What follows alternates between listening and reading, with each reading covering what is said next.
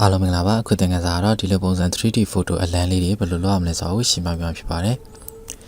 ဟုတ်ပြီအဲ့ဒါရေဆုံး application တစ်ခုကို download ဆွဲပါမယ် download ဆွဲဖို့အတွက်ကျွန်တော်ဒီ Play Store ပေါ့နော် Play Store တစ်ချက်နှိပ်လိုက်ပါ Okay နှိပ်ပြီးတော့ကျွန်တော်ဒီပေါ် Shad ပေါ့နော် Shad မှာ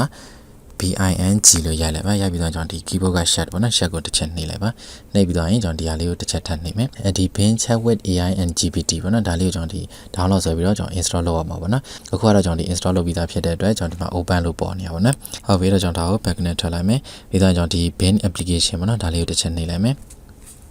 Okay နှိပ်လိုက်လို့ကျွန်တော်ဒီနေရာရောက်ပြီဆိုရင်အရင်ဆုံးကျွန်တော်ဒီ account create လုပ်ပေးရမှာပေါ့နော်အဲ့တော့ account create လုပ်ဖို့အတွက်ကျွန်တော်ဒီအပေါ်အဝိုင်းလေးပေါ့နော်ဒါလေးကိုတစ်ချက်နှိပ်ပါနှိပ်ပြီးတော့ရင်ကျွန်တော်ဒီရဲ့ tap to sign in ပေါ့နော်ဒါလေးကိုတစ်ချက်ထပ်နှိပ်ပါပြီးရင်ကျွန်တော်ဒီ Microsoft account ပေါ့နော်ဒီရဲ့ sign in ကိုတစ်ချက်နှိပ်ပါအခုမှစပြီးတော့ account create လုပ်မှာဖြစ်တဲ့အတွက်ကျွန်တော်ဒီရဲ့ create one ပေါ့နော်ဒါလေးကိုတစ်ချက်နှိပ်မယ်ပြီးတော့ကျွန်တော်ဒီနေရာမှာ Gmail account ပေါ့နော် Gmail account ကျွန်တော်ထည့်ပေးမယ်ဒီ phone number လည်းကျွန်တော်ထည့်လို့ရတယ်လို့တော့ရေးထားတယ်ကျွန်တော်ဒီ phone number ထည့်ချင်တယ်ဆိုရင်တော့ထည့်ကြည့်ပေါ့နော်ဒီမှာကတော့ကျွန်တော်ဒီ Gmail account ပေါ့နော် Gmail account မှာကျွန်တော်ထည့်လိုက်မယ်ပြီးရင် next ကိုတစ်ချက်နှိပ်မယ်ပြီးရင်ကျွန်တော်ဒီမှာ password ပေါ့နော် password ထည့်ပေးမယ်အဲ့တော့ password ကိုကျွန်တော်အင်္ဂလိပ်စာလုံးအကြီးရောအသေးရောကျွန်တော် number ကိုထည့်ပေးမယ်နော် Okay ပြီးတော့ရင် next ကိုတစ်ချက်နှိပ်မယ်ဒီမှာ first name last name ပေါ့နော် first name last name ရေးမယ်ပြီးရင် next ကိုတစ်ချက်နှိပ်မယ်ဒီမှာ region ရွေးမယ်ရွေးပြီးတော့ကျွန်တော်ဒီမှာ date of birth ပေါ့နော် date of birth ကျွန်တော်ရွေးမယ်ဒီ date of birth ကတော့ကျွန်တော်အဆင်ပြေတာပဲထည့်လိုက်နော်ကျွန်တော်ဒီအဓိကကျွန်တော်ဒီ session နဲ့ကြော်တဲ့ date တော့ထည့်ပါနော်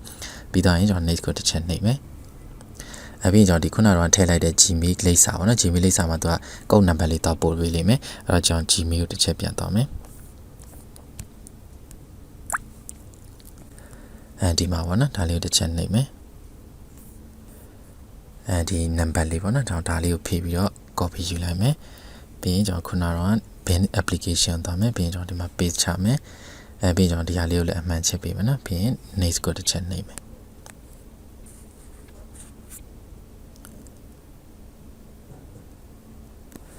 ဒီမှာလည်း next ကိုတစ်ချက်နှိပ်မယ်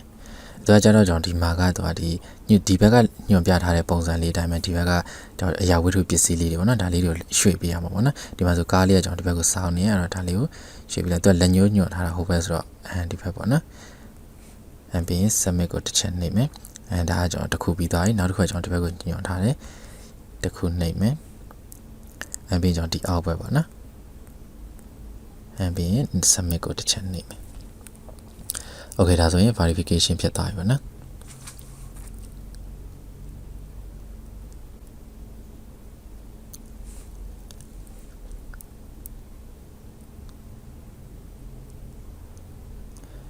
အဲ့တော့ဒါလေးကိုကျွန်တော်ခဏစောင့်ပေးမယ်နော်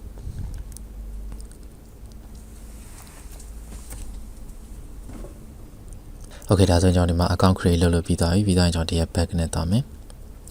ပြီးရင်back နဲ့ပြန်သွားမယ်ဒါဆိုကျွန်တော်ဒီ application စပြီးတော့အသုံးပြုလို့ရပြီပေါ့နော်အဲ့တော့ကျွန်တော်ဒီ 3D photo အလံလေးတွေဆွဲမယ်ဆိုရင်ကျွန်တော်ဒီရဲ့ create image ပေါ့နော်ဒါလေးကိုတစ်ချက်နှိပ်ပါပြီးတော့ကျွန်တော်ဒီနေရာမှာကိုလိုချင်တဲ့ design ပေါ့နော်ကိုလိုချင်တဲ့ design လေးတွေကိုကျွန်တော်အင်္ဂလိပ်လိုရေးပေးရမှာပေါ့နော်အဲ့တော့ကျွန်တော်နမူနာရေးမယ်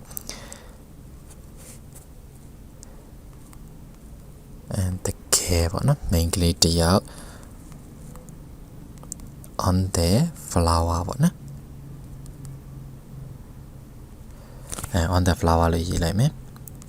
ပြီးရင်ကျွန်တော်ဒီရဲ့ join and create ပေါ့နော်ဒါလေးကိုတစ်ချက်နှိပ်လိုက်မယ်ဒီ creating လုပ်နေရလေးကိုကျွန်တော်ခဏစောင့်ပေးမယ်နော်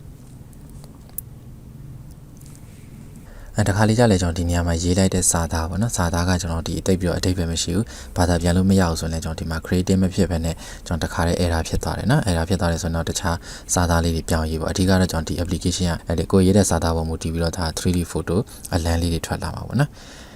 ဒီမှာကျွန်တော်ခဏစောင့်ပေးမယ်နော်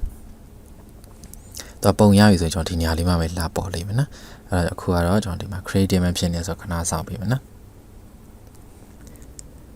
ဒါဆိုရသွားပြီပေါ့နော်သူကဒီမှာရေးလိုက်တာကတကယ် on the flower ဆိုတာဒါပန်းပွင့်ထဲမှာဒါ main ကလေးတစ်ယောက်ပေါ့နော်အဲ့ဒီမှာဆိုတော့ photo လေးလေးပုံရတယ်အဲ့တော့တပုံချင်းစီကျွန်တော်ထောက်ကြည့်လို့ရတယ်နော်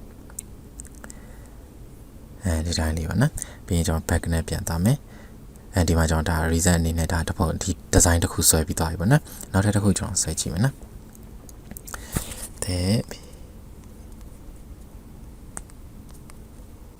the beautiful kale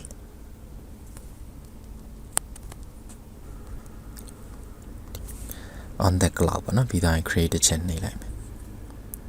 အဲ့ဒီ creating လေးခဏစောင့်ပြီးမယ်ဒီ creating ပြီးသွားပြီဆိုရင်ကျွန်တော်ဒီအောက်မှာ photo လေးရမယ်နော်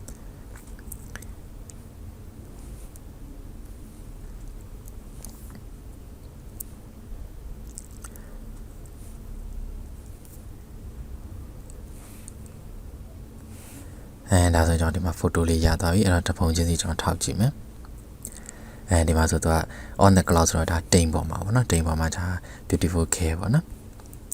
ဒီပုံလေးကိုကျွန်တော် save မယ်ဆိုရင်တော့ဒါလေးကိုဒီပုံပေါ်မှာဖိလိုက်ပေါ့နော်ဖိလိုက်ကျွန်တော်ဒီမှာ download လုပ်ပေါ်လာပါတယ်ဒါလေးကိုတစ်ချက်နှိပ်လိုက်ဒါဆိုရင်ကျွန်တော်ဒီ photo လေးတွေကျွန်တော် save ပြီးသွားပြီပေါ့နော်ဟုတ်ပြီတော့ကျွန်တော် back နဲ့ပြန်သွားမယ်ပြီးတော့အခုခေတ်စားနေတဲ့ Facebook profile ပုံလေးပေါ့နော်ကျွန်တော်ဒါလေးရေးဆွဲမယ်အဲ့တော့ကျွန်တော်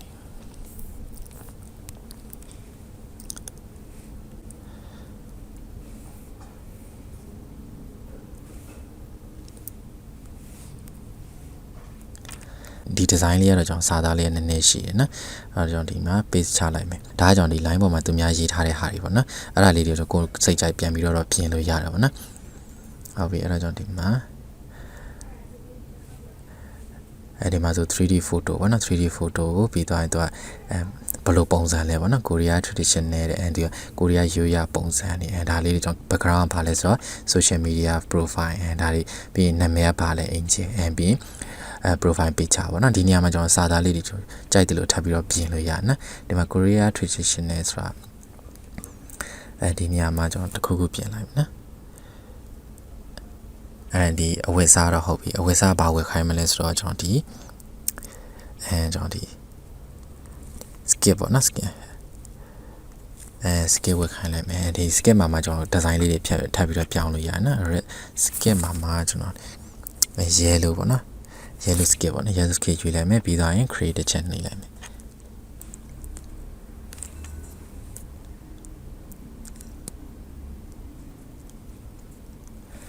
ဒါဆိုကျွန်တော်ဒီမှာ design လေးတစ်ခုရသွားပြီပေါ့နော်ဟုတ်ပြီအဲ့တော့ကျွန်တော်ပုံလေးတစ်ပုံချင်းစီကျွန်တော်ထောက်ကြည့်မယ်ဒီဟာလေးပေါ့နော်အဲ့တော့ save မယ်ဆိုရင်သူဖိလိုက်ပေါ့နော်ဖိပြီးတော့ရင် download email တစ်ချက်နှိပ်လိုက်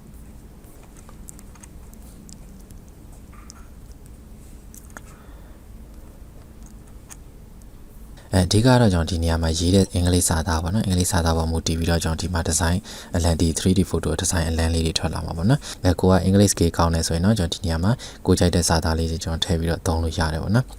ဒီအင်္ဂလိပ်စာသားတွေကိုကိုယ်တိုင်မရေးတတ်ဘူးဆိုရင်လည်းကျွန်တော်ဒီ line ပေါ်မှာသူများရေးထားတာတို့ကျွန်တော်ဒီ group ထဲမှာသူများရေးထားတာတွေကိုကျွန်တော် copy ယူပေါ့နော် copy ယူပြီးတော့ဒီ